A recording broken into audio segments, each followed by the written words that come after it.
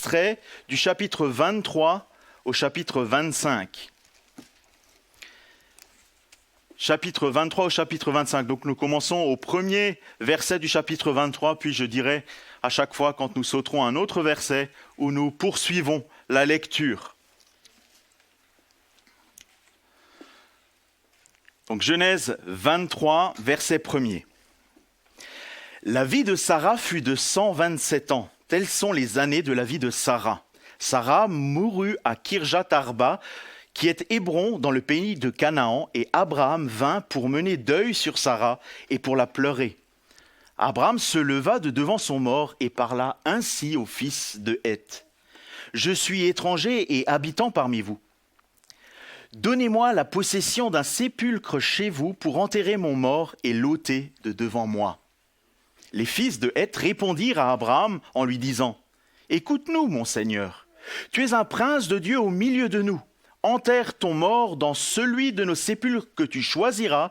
Aucun de nous ne te refusera ton sépulcre pour enterrer ton mort. » Abraham se leva et se prosterna devant le peuple du pays, devant les fils de Heth. Et il leur parla ainsi. « Si vous permettez que j'enterre mon mort et que je l'ôte de devant mes yeux, écoutez-moi. Et priez pour moi Hébron, fils de Tsofchar, de me céder la caverne de Macpéla qui lui appartient, à l'extrémité de son champ, de me la céder contre sa valeur en argent, afin qu'elle me serve de possession sépulcrale au milieu de vous. » Nous allons au verset 17. Verset 17. Le champ d'Éphron à Macpéla vis-à-vis de Mamré, le champ et la caverne qui est, et tous les arbres qui sont dans le champ et dans toutes les limites alentours, devinrent ainsi la propriété d'Abraham aux yeux des fils de Heth et de tous ceux qui entraient par la porte de sa ville. Après cela, Abraham enterra Sarah, sa femme, dans la caverne du champ de Macpéla vis-à-vis de Mamré, qui est Hébron dans le pays de Canaan. Le champ et la caverne qui y est demeurèrent à Abraham comme possession sépulcrale acquise des fils de Heth. Chapitre 24. Abraham était vieux, avancé en âge, et l'Éternel avait béni Abraham en toutes choses. Abraham dit à son serviteur, le plus ancien de sa maison, l'intendant de tous ses biens. Mais je te prie ta main sous ma cuisse, et je te ferai jurer par l'Éternel, le Dieu du ciel et le Dieu de la terre, de ne pas prendre pour mon fils une femme parmi les filles des Cananéens au milieu desquels j'habite, mais d'aller dans mon pays et dans ma patrie prendre une femme pour mon fils Isaac. Le serviteur lui répondit, « Peut-être la femme ne voudra-t-elle pas me suivre dans ce pays-ci? Devrais-je mener ton fils dans le pays d'où tu es sorti ?» Abraham lui répondit, « Garde-toi d'y mener mon fils. L'Éternel, le Dieu du ciel, qui m'a fait sortir de la maison de mon père et de ma patrie, qui m'a parlé et m'a juré en disant, je donnerai ce pays à ta postérité. Lui-même enverra son ange devant toi, et c'est de là que tu prendras une femme pour mon fils. Si la femme ne veut pas te suivre, tu seras dégagé de ce serment que je te fais faire, seulement tu n'y mèneras pas mon fils. » Le serviteur mit sa main sous la cuisse d'Abraham, son seigneur, et lui jura d'observer ces choses. Le serviteur prit 10 chameaux parmi les chameaux de son seigneur, et il partit, ayant à sa disposition tous les biens de son seigneur. Il se leva et alla en Mésopotamie à la ville de Nachor. Il fit reposer les chameaux sur les genoux hors de la ville, près d'un puits, au temps du soir, au temps où sortent celles qui vont puiser de l'eau. Et il dit, « Éternel, Dieu de mon Seigneur Abraham, fais-moi, je te prie, rencontrer aujourd'hui ce que je désire, et use de bonté envers mon Seigneur Abraham. Voici, je me tiens près de la source d'eau, et les filles des gens de la ville vont sortir pour puiser de l'eau. Que la jeune fille à laquelle je dirai « penche ta cruche, je te prie, pour que je boive », et qui répondra « bois, je donnerai aussi à boire à tes chameaux », soit celle que tu as destinée à ton serviteur Isaac. Et par là, je connaîtrai que tu uses de bonté envers mon Seigneur. Il n'avait pas encore fini de parler que sortit sa cruche sur l'épaule Rebecca, née de Bethuel, fils de Milca, femme de Nachor, frère d'Abraham. C'était une jeune fille très belle de figure. Elle était vierge et aucun homme ne l'avait connue. Elle descendit à la source, remplit sa cruche et remonta. Le serviteur courut au-devant d'elle et dit « Laisse-moi, je te prie, un peu d'eau de ta cruche. » Elle répondit « Bois, mon Seigneur. » Et elle s'empressa d'abaisser sa cruche sur sa main et de lui donner à boire. Quand elle eut achevé de lui donner à boire, elle dit « Je puiserai aussi pour tes chameaux jusqu'à ce qu'ils aient assez bu. » Et nous allons au verset 63, verset 63. Le serviteur revient auprès d'Abraham et d'Isaac. Verset 63. Un soir, qu'Isaac était sorti pour méditer dans les champs, il leva les yeux et regarda, et voici, des chameaux arrivaient. Rebecca leva aussi les yeux, vit Isaac et descendit de son chameau. Elle dit au serviteur, « Qui est cet homme qui vient dans les champs à notre rencontre ?» Et le serviteur répondit, « C'est mon Seigneur. » Alors, elle prit son voile et se couvrit. Le serviteur raconta à Isaac toutes les choses qu'il avait faites. Isaac conduisit Rebecca dans la tente de Sarah sa mère. Il prit Rebecca qui devint sa femme et il l'aima. Ainsi fut consolé Isaac après avoir perdu sa mère. Chapitre 25. Abraham prit encore une femme nommée Kétura. Elle lui enfanta Zimram, Joshan, Médan, Madian, Jishbak et Shuach. Joshan engendra Séba et Dedan. Les fils de Dedan furent les Ashurim, les Létushim et les Léumim. Les fils de Madian furent Épha, Épher, Enoch, Abida et Eldaa. Ce sont là tous les fils de Kétura. Abraham donna tous ses biens à Isaac. Il fit des dons aux fils de ses concubines, et tandis qu'il vivait encore, il les envoya loin de son fils Isaac, du côté de l'Orient, dans le pays d'Orient. Voici les jours des années de la vie d'Abraham. Il vécut 175 ans. Abraham expira et mourut après une heureuse vieillesse, âgé et rassasié de jours, et il fut recueilli auprès de son peuple. Isaac et Ismaël, ses fils, l'enterrèrent dans la caverne de Macpéla, dans le champ d'Éphron, fils de Tsoar, le Héthien, vis-à-vis de Mamré. C'est le champ qu'Abraham avait acquis des fils de Heth. Là furent enterrés Abraham et Sarah, sa femme. Après la mort d'Abraham, Dieu bénit Isaac, son fils. Il habitait près du puits de Lachaï-Roï. Jusqu'ici, les lectures en Genèse. Et nous allons maintenant dans l'Épître aux Hébreux. Épître aux Hébreux. Chapitre 11, dans lequel nous lirons aussi quelques extraits, puis 2 versets au chapitre 12. Chapitre 11, verset 8. Chapitre 11, verset 8. C'est par la foi qu'Abraham, lors de sa vocation, obéit et partit pour un lieu qu'il devait recevoir en héritage et qu'il partit sans savoir où il allait. C'est par la foi qu'il vint s'établir dans la terre promise comme dans une terre étrangère, habitant sous des tentes, ainsi qu'Isaac et Jacob, les cohéritiers de la même promesse, car il attendait la cité qui a de solides fondements, celle dont Dieu est l'architecte et le constructeur. Passons au verset 13. C'est dans la foi qu'ils sont tous morts, sans avoir obtenu les choses promises, mais ils les ont vus et salués de loin, reconnaissant qu'ils étaient étrangers et voyageurs sur la terre. Ceux qui parlent ainsi montrent qu'ils cherchent une patrie. S'ils avaient eu en vue celle d'où ils étaient sortis, ils auraient eu le temps d'y retourner. Mais maintenant, ils en désirent une meilleure, c'est-à-dire une céleste. C'est pourquoi Dieu n'a pas honte d'être appelé leur Dieu, car il leur a préparé une cité. Et enfin, chapitre 12, versets 1 et 2. Nous donc aussi, puisque nous sommes environnés d'une si grande nuée de témoins, rejetons tout fardeau et le péché qui nous enveloppe si facilement et courons avec persévérance dans la carrière qui nous est ouverte, ayant les regards sur Jésus qui suscite la foi et la mène à la perfection. En échange de la joie qui lui est réservée, il a souffert la croix, méprisé l'ignominie et s'est assis à la droite du trône de Dieu.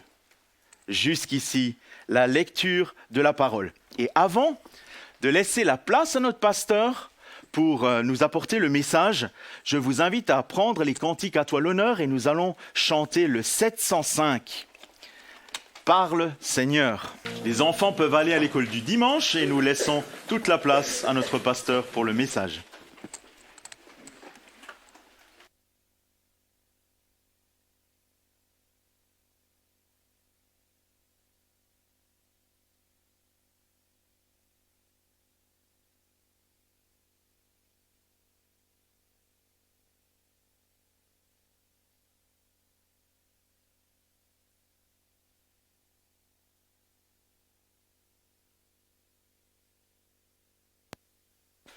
Je crois qu'il n'y a plus de questionnaire là-bas, Mathieu. Hein? Il y en a encore un, si quelqu'un veut. Non, c'est bon comme ça? D'accord, c'est bon, alors ça va. Merci. Ouais.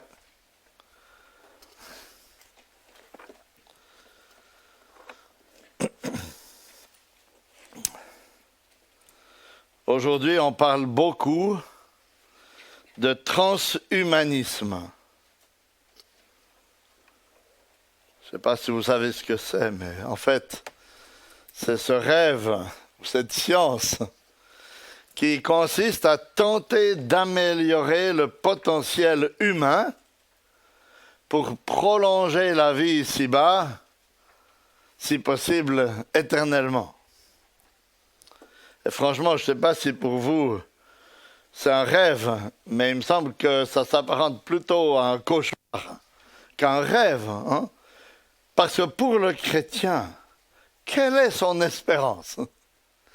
C'est pas d'avoir des yeux qui voient 150%, des nouvelles rotules qui vont durer éternellement. L'espérance du chrétien, c'est pas de prolonger éternellement sa vie ici-bas, mais comme le dit Paul, c'est d'être avec Christ, ce qui est de loin le meilleur. Alors, il ne s'agit pas de ne pas se soigner et de ne pas apprécier d'être dans cette vie, comprenez-moi bien, mais notre espérance, n'est-ce pas? Ce n'est pas juste de prolonger notre vie ici-bas. Notre espérance, c'est d'avoir accès à une vie nouvelle lors du retour du Seigneur Jésus-Christ, à une vie éternelle dans la présence de Dieu, dans le nouveau ciel, la nouvelle terre, restituée, rétablie, grâce à l'œuvre du Seigneur Jésus-Christ. Et tant que nous sommes sur cette terre, notre préoccupation devrait être de savoir comment vivre et mourir dans ce monde, dans l'attente du ciel. Pas vivre juste comme si avec cette réalité-là, mais vivre dans ce monde, dans l'attente du ciel. Et c'est le titre de la prédication de ce matin. Et on va découvrir avec 4 mots qui vont nous aider à faire un résumé. Il y aurait beaucoup de choses à dire sur ces 3 chapitres, mais un résumé de ces trois chapitres qui vont nous montrer 4 traits caractéristiques de ce qu'est la vraie foi dans la vie présente lorsqu'on vit dans l'attente du ciel. Espérance, confiance, prudence, obéissance. Et ce sera les 4 points de la prédication de ce matin. Tout d'abord, espérance. Si vous regardez le début du chapitre 23 et le verset 7 du chapitre 25, vous constatez que ces 3 chapitres couvrent une période de 38 ans. Parce qu'au chapitre 23, verset 1er, il est dit « La vie de Sarah fut de 127 ans, Et on sait qu'Abraham avait 10 ans de plus qu'elle, ça n'a pas changé. Donc il avait 137 au moment du décès de son épouse. Et quand vous regardez au verset 7 du chapitre 25, vous voyez, la durée de la vie d'Abraham fut de 175 ans. Donc Abraham a vécu 38 ans après la mort de sa femme Sarah. Et ce sont ces 38 années de la vie d'Abraham qui sont décrites dans ces 3 chapitres. C'est long, 38 ans, vous voyez? 3 chapitres pour 38 ans. Et si vous regardez le contenu de ces 3 chapitres, vous dites qu'on sait presque rien sur ces 38 ans, parce que, en fait, ces 3 chapitres peuvent se résumer à 2 mariages et 2 enterrements. C'est tout ce qu'on a qui est décrit. L'enterrement de Sarah, puis le mariage d'Isaac, puis le mariage d'Abraham avec Keturah et l'enterrement d'Abraham. Et ça nous, enfin, je ne sais pas si ça nous trouble, mais ça nous questionne un petit peu, parce que on se dit, Dieu qui avait fait vivre tant de choses si extraordinaires par le passé à Abraham, ne semble plus lui apparaître, plus lui parler directement pendant ces 38 ans. Ou en tout cas, on n'en sait rien. Rien ne nous est révélé. Et comme il y a peu de choses dans notre passage, c'est l'Épître aux Hébreux qui nous donne la clé pour comprendre ces versets, en fait. Et en particulier le texte qu'on a lu dans Hébreux 11, versets 9 et 10, et 13 à 16. Qu'est-ce qu'il nous a dit de si important dans ces 2 passages? Regardez avec moi, on peut retourner dans l'Épître aux Hébreux, chapitre 11, versets 9 et 10 et 13 à 16. Au verset 10, il nous est dit d'Abraham et des autres patriarches qu'ils attendaient une cité qui a de solides fondations, celle dont Dieu est l'architecte et le constructeur. Et puis au verset 16, regardez, il nous est dit de ces mêmes personnes, en fait, qu'ils aspirent à une patrie meilleure, c'est-à-dire céleste. Qu'est-ce que ça veut dire? Ça veut dire que même si on ne sait pas grand-chose sur la fin de la vie d'Abraham, en fait, il vivait dans ce monde avec les yeux et le cœur tournés vers le ciel, vers l'héritage céleste qu'il attendait de Dieu et qui lui était réservé. Pour nous qui sommes des croyants du Nouveau Testament, ça nous paraissait évident, mais essayez de vous remettre à la place d'Abraham. Abraham vivait dans un temps où il n'y avait encore aucun texte biblique écrit. C'est Moïse qui a écrit les 5 premiers livres. Donc, Abraham ne connaissait aucun texte biblique écrit, mais il savait fermement que cette terre, et même la promesse que Dieu lui avait faite d'avoir un héritage dans la terre promise en Canaan, ne pourrait jamais le combler totalement. Qu'il était un être créé qui aspirait à plus qu'un pays, même s'il était grand, même s'il était cultivable et appréciable. Il aspirait à une réalité plus glorieuse, une réalité céleste, dans laquelle le péché, la souffrance, toutes ces choses auraient trouvé fin.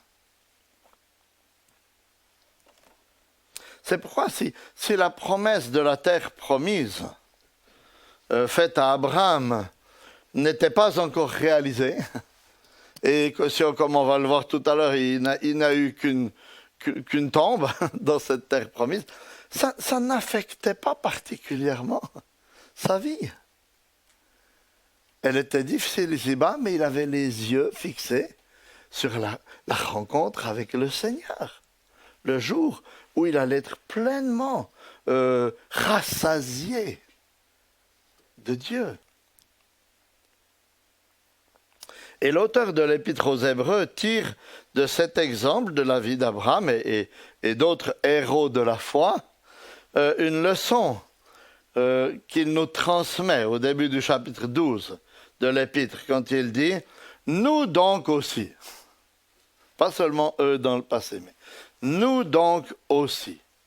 Puisque nous sommes environnés d'une si grande nuée de témoins, c'est-à-dire des témoins qui ont vécu sur cette terre avec les yeux fixés sur la réalité céleste. C'est ça, ces témoins.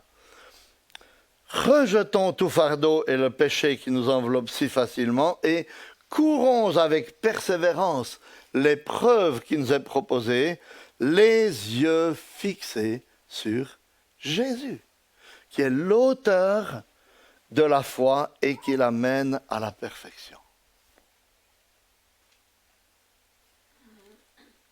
Vous comprenez ce qu'il nous dit? C'est qu'à notre tour, des siècles et des siècles après Abraham, il nous faut suivre son exemple ici-bas, avec nos yeux fixés sur Jésus, sur la réalité céleste, et persévérer dans l'épreuve actuelle, en nous souvenant que ce n'est pas la réalité ultime. Ce n'est pas ici que nous allons nous réaliser parfaitement, parce que nous attendons la réalisation dans les promesses de Dieu.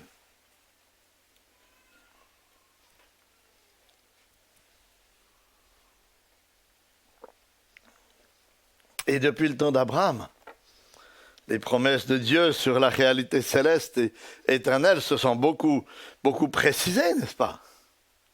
Christ est venu. Il est ressuscité avec un corps nouveau. Il est remonté au ciel en nous assurant qu'il allait revenir. Nous savons qu'un jour, toute maladie, toute tristesse, toute souffrance, toute larme seront éradiquées de la création. Et sachant cela, qu'est-ce qu'on aimerait tous?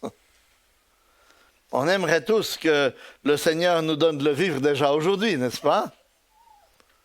Et parfois on le supplie même, qu'il nous le donne aujourd'hui. On n'a pas de doute qu'il peut le faire, s'il veut le faire. Mais il ne faut jamais perdre de vue que cette réalité-ci n'est pas la fin ultime. Nous attendons plus. Nous attendons le retour du Seigneur, la rencontre avec lui.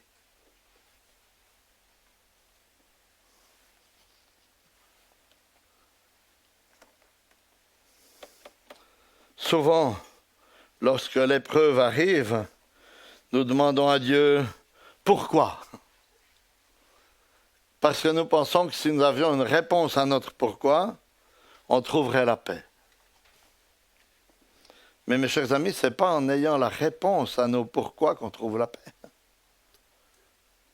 Mais c'est en gardant nos yeux fixés sur la réalité céleste qui vient. En étant plein d'espérance que celui qui gouverne toutes les circonstances est mon Père céleste, qui m'accueillera, qui séchera mes larmes lorsque j'entrerai dans sa présence dans les cieux. C'est ça, vous voyez, la marche par la foi à laquelle nous sommes appelés ici-bas. C'est une marche pleine d'espérance, comme celle d'Abraham, qui a persévéré jusqu'au bout, malgré 38 années pendant lesquelles il ne s'est apparemment pas passé grand-chose. Espérance, ça c'est le premier point. Le deuxième, confiance. Si on regarde le chapitre 23, ce chapitre 23 nous parle de façon détaillée de l'achat par Abraham d'un tombeau pour y ensevelir son épouse Sarah. Dans les versets 3 à 16, on a la description de la procédure typique d'un achat de terrain au Proche-Orient de l'époque. Verset 4, on voit qu'Abraham fait part de son intention d'acheter un terrain. Versets 5 et 6, les Hittites lui disent, choisis le terrain. Versets 7 à 9, Abraham dit, j'ai choisi le terrain. C'est la grotte de Macpéla qui appartient à Éphron. Et puis, ils se rendent ensemble à la porte de la ville, qui était le lieu où toutes les choses légales étaient pratiquées. Donc, on pourrait dire qu'ils sont allés chez le notaire, si vous voulez, pour faire l'affaire. Verset 10. Il s'ensuit, dans les versets 11 à 16, toute la procédure habituelle de marchandage en vue de l'achat, pour lequel, en fin de compte, Abraham paye un prix qui semble exorbitant pour l'époque. 400 cycles. C'était énorme. Et voilà enfin Abraham propriétaire dans la terre promise. Propriétaire d'un petit lopin de terre, un tombeau, ou on pourrait dire plutôt un caveau familial, puisque ce tombeau va accueillir 3 couples des patriarches. Abraham et Sarah, Isaac et Rebecca, et puis Léa et Jacob. Et cet achat d'Abraham nous montre que celui qui a son espérance au ciel peut vivre dans la confiance en Dieu ici-bas. Parce que souvent, l'endroit où on va être enseveli et la manière dont on est enseveli véhicule un message pour ceux qui restent. Alors, excusez-moi de vous poser une question un petit peu sombre ce matin. Mais vous avez déjà réfléchi de l'endroit où vous allez être enseveli? Si vous avez, comme bon nombre d'entre vous, toujours vécu dans le même village, que vos enfants y vivent aussi, vous trouvez cette question un peu bizarre. Mais si, comme Abraham et comme d'autres, comme beaucoup de monde aujourd'hui, vous avez voyagé, vous avez habité dans différents endroits, dans différents pays, si vos enfants sont éparpillés à la surface de la terre, c'est une vraie question. C'est une question bien réelle. Et dans ce cas, comment est-ce qu'on fait pour choisir un endroit? En général, c'est en fonction de ce qu'il représente pour nous. Ça peut être notre lieu d'origine, le village dans lequel on a vécu notre enfance, la ville dans laquelle on a passé toute notre vie, ou dans laquelle vit l'un ou l'autre de nos enfants. Et voyez, je ne suis pas en train de vous conduire dans vos choix, je suis simplement en train de vous dire qu'en fait, ce choix véhicule un message. Et quel est le message qu'Abraham donne en choisissant de payer le prix fort pour acheter une grotte en Canaan, alors qu'il ne possédait rien d'autre dans le pays, plutôt que de retourner et ensevelir Sarah dans la terre de ses pères? Oui, ça aurait pu être logique. Mais c'est qu'il croyait en l'accomplissement des promesses de Dieu. Dieu lui avait promis qu'il donnerait cette terre à sa descendance. Il était prêt à payer le prix fort pour juste une caverne, parce qu'il savait qu'un jour, ce pays appartiendrait à sa famille. Vous voyez, ainsi, par ce geste, Abraham démontre sa confiance. Il était convaincu que Dieu allait donner ce pays à ses descendants. C'est pourquoi il voulait que son épouse, puis que son propre corps, à la fin du chapitre 25, soit enseveli dans ce lieu.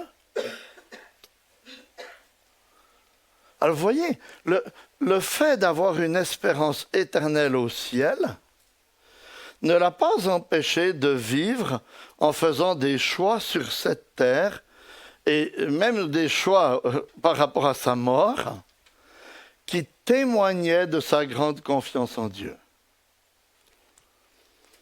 Et il en va de même pour nous. il faut que nos choix dans notre vie de chaque jour témoignent de notre confiance en Dieu, de notre confiance qu'il est fidèle dans l'accomplissement de ses promesses, même si nous ne les voyons pas toujours dans notre vie. C'est pourquoi je vous encourage à réfléchir au message que vous voulez donner par votre mort même. Alors vous allez me dire que c'est peut-être un petit peu tôt pour y penser, ou un peu sombre comme application ce matin, mais il me semble important d'oser, une fois l'autre, parler de ces choses-là. Quel est le message que l'incinération laisse à ceux qui restent? C'est que la mort est la fin de tout. Qu'après la mort, il n'y a plus rien. En tout cas, c'est le message qui a été véhiculé par ceux qui ont voulu remettre en place l'incinération, parce qu'on brûle le corps. Quel est le message que l'ensevelissement laisse à ceux qui restent? C'est que la mort n'est pas la fin de tout, qu'il y a une vie après la mort, et que ce corps qui retourne à la poussière renaîtra de ses cendres, de la poussière, jusqu'à la résurrection des morts. Alors, je ne suis pas en train de dire du tout qu'une personne incinérée ne peut pas ressusciter. Vous comprenez bien ça. Je suis simplement en train d'attirer l'attention sur le message qu'on véhicule. Et je pense, vous voyez, que nous qui croyons, comme Abraham, à l'héritage, à la promesse qui va s'accomplir, c'est important que nous fassions ce que nous pouvons pour démontrer que nous croyons à cette réalité. Réfléchissez à transmettre un message de confiance dans les promesses de Dieu. Non seulement dans votre vie, mais jusque dans votre mort. Espérance, confiance et maintenant prudence. Chapitre 24. C'est le mot qui me semble le mieux résumer le chapitre 24 qui nous décrit le choix d'une femme pour Isaac et son mariage. Le verset 1er nous dit qu'Abraham était vieux et qu'il avait atteint un âge avancé.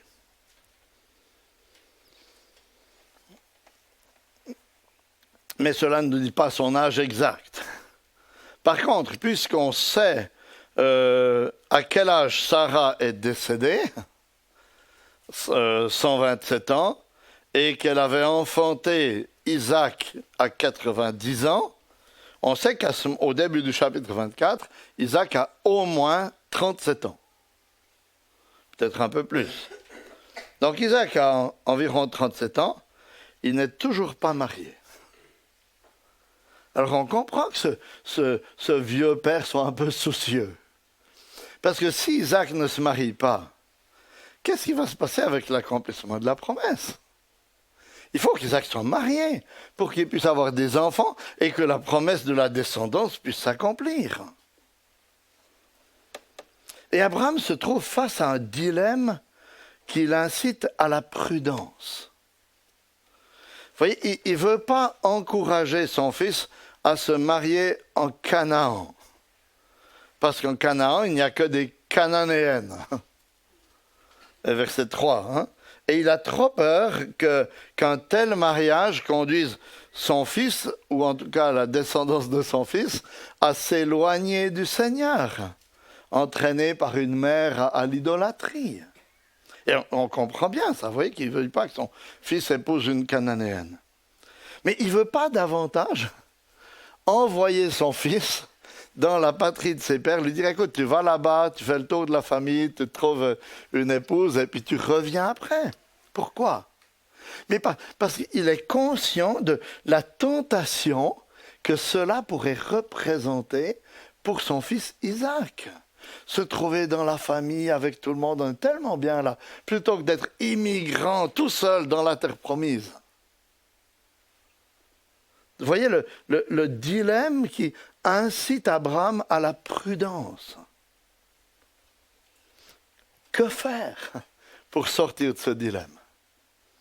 Abraham choisit d'envoyer son plus fidèle serviteur chercher une femme pour son fils après lui avoir fait faire un serment qu'on voit dans les versets 2 et 3. Abraham, chapitre 24, versets 2 et 3.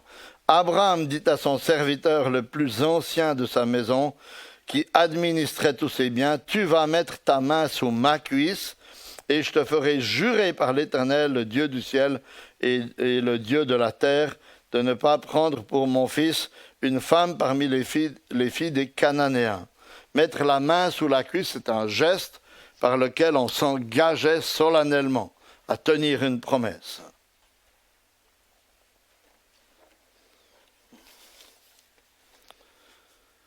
Et tout ce chapitre, en fait, nous décrit ensuite le voyage de ce serviteur et la manière dont Dieu honore la confiance d'Abraham, manifestée au verset 7, quand vous voyez. Regardez, quand le serviteur dit à Abraham, mais comment je peux savoir que ça va vraiment avoir lieu? Enfin, je fais un voyage, mais comment je peux être sûr que ça va bien se passer?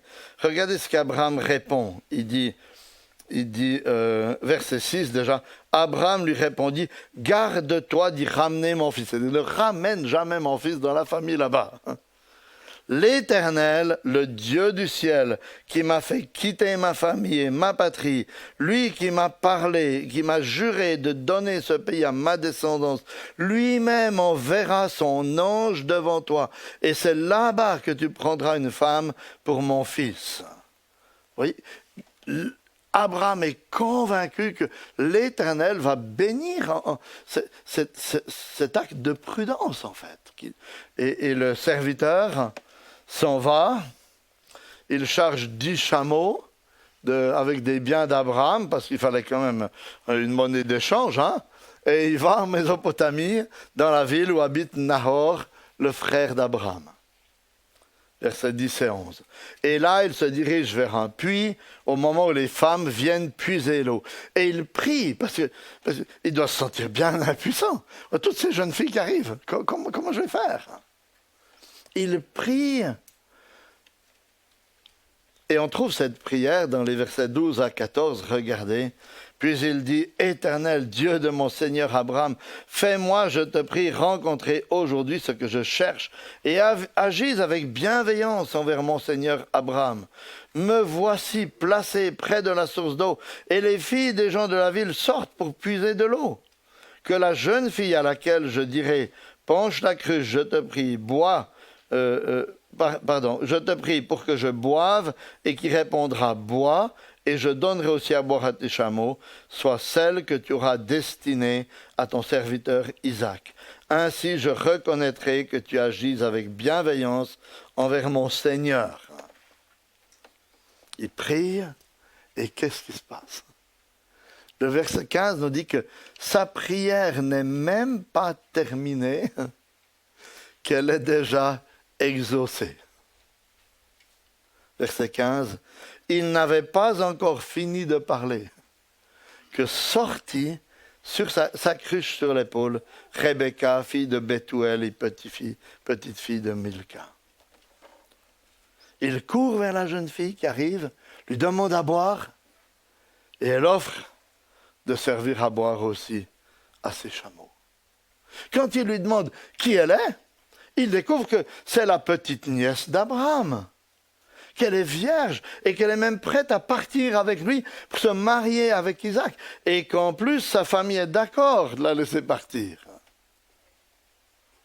voyez, c'est cette réponse de Dieu à la confiance d'Abraham, à la prière du serviteur. Et que font-ils?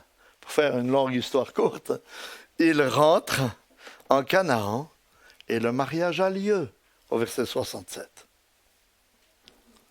Ça paraît presque un peu trop facile, n'est-ce pas? Et si vous priez depuis longtemps pour un sujet ou un autre, peut-être même pour le mariage, vous dites, si seulement Dieu m'avait répondu si vite. Et c'est vrai, vous voyez qu'il y a des mystères cachés en Dieu que souvent on ne comprend pas pourquoi, en son temps, il répond là immédiatement à la prière d'Abraham, et puis pour le fils de la promesse, il a dû attendre 25 ans. On ne comprend pas toujours pourquoi il y a des temps d'attente. Mais on peut être confiant en Dieu.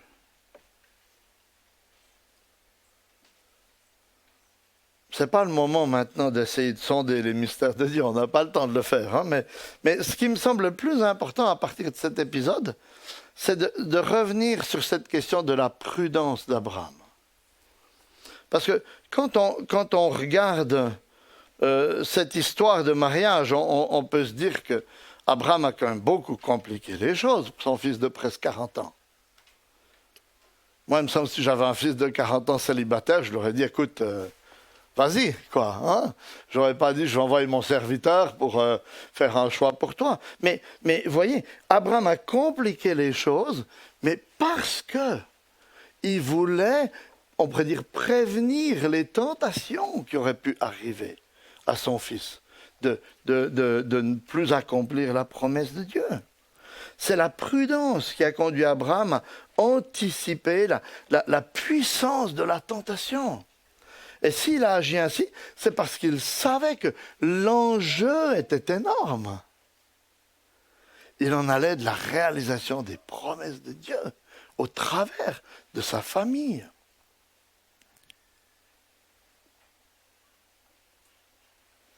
Et c'est cette façon d'agir que Dieu a bénie, en accordant à Abraham et à son serviteur ce qu'il demandait. Et ce qu'on peut apprendre ici, c'est que la réalité et la richesse de l'espérance céleste doivent nous amener à agir avec prudence dans nos vies aussi ici-bas. Vous voyez, afin d'anticiper les tentations qui pourraient nous amener à mettre notre âme en danger. Et parfois, comme Abraham, il vaut mieux se compliquer un petit peu la vie en évitant certains lieux, certaines pratiques, certains sites, certains travaux, certaines compagnies, si on se rend compte qu'elles risqueraient de compromettre pour nous dans notre vie l'appartenance à l'héritage céleste. Vous voyez, bien sûr, on croit à la persévérance des saints, à l'assurance du salut, mais on croit aussi qu'il y a un vrai danger quand on laisse la porte ouverte à la tentation et qu'on se laisse éloigner petit à petit par des tentations.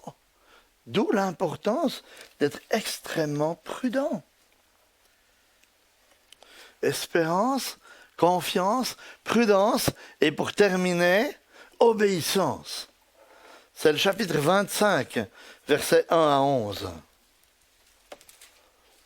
Ce chapitre nous apprend qu'après le décès de Sarah, Abraham s'est remarié avec une femme qui s'appelle Ketura et qu'avec elle, il a encore eu 6 garçons, dont on a les noms dans les versets 1 et 2. Donc, en tout, vous voyez, on pense souvent à Abraham, il a eu 2 garçons, il a eu Isaac et Ismaël. C'est faux. Abraham, il a eu 8 garçons, qu'il a sans doute tous circoncis, puisqu'il avait aussi circoncis Ismaël, mais Dieu lui avait explicitement dit qu'un seul était le fils de la promesse et hériterait des promesses de Dieu. Donc, ce qu'on voit ici, c'est que Abraham est bien conscient de cette réalité et du caractère particulier d'Isaac. Alors, c'est ce qu'il fait avec ses 6 fils.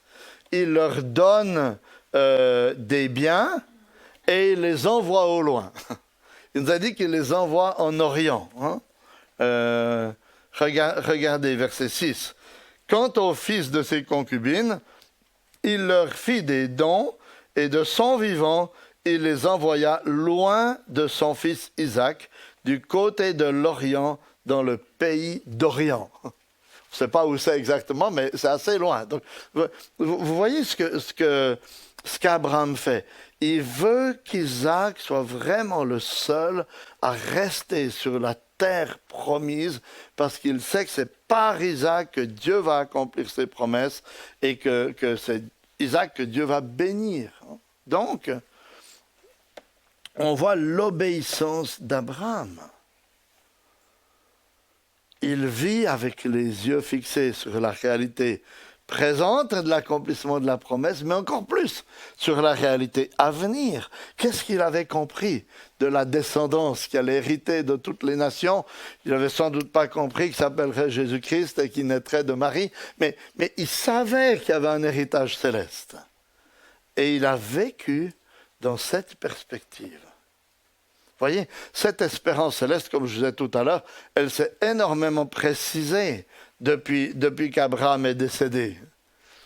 Dieu a envoyé les prophètes, puis il a accompli sa promesse en envoyant son Fils dans ce monde pour notre salut. Et comme les apôtres nous l'ont expliqué, c'est par lui que toutes les promesses de Dieu s'accomplissent et trouveront leur réalisation.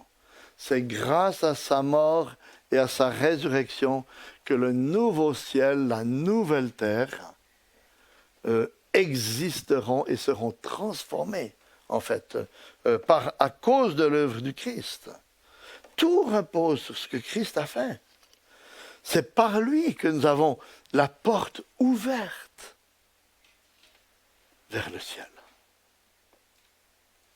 Parce qu'il est au ciel maintenant, avec un corps nouveau, semblable à celui que nous aurons. Et il est au ciel pour nous préparer une place, a-t-il dit.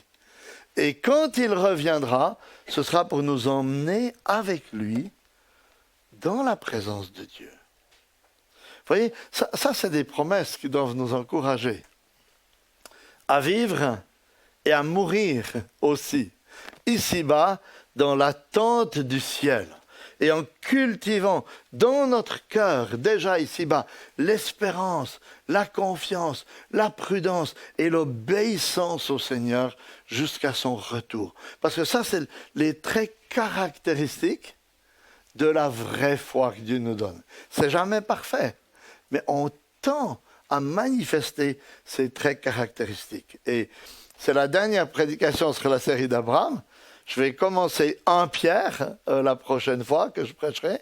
Et c'est frappant parce que vous allez voir que 1 Pierre, c'est une épître qui va exactement dans le même sens, qui nous montre comment vivre dans ce monde, dans l'attente du ciel. Vous voyez, la réalité céleste, elle est ferme, elle est sûre. Et c'est elle qui doit déterminer nos choix, qui doit déterminer nos valeurs dans ce monde. Alors, persévérons jusqu'au bout, comme Abraham, les yeux fixés sur Jésus, afin qu'un jour, nous nous trouvions aux côtés d'Abraham, dans la présence du Seigneur. Amen.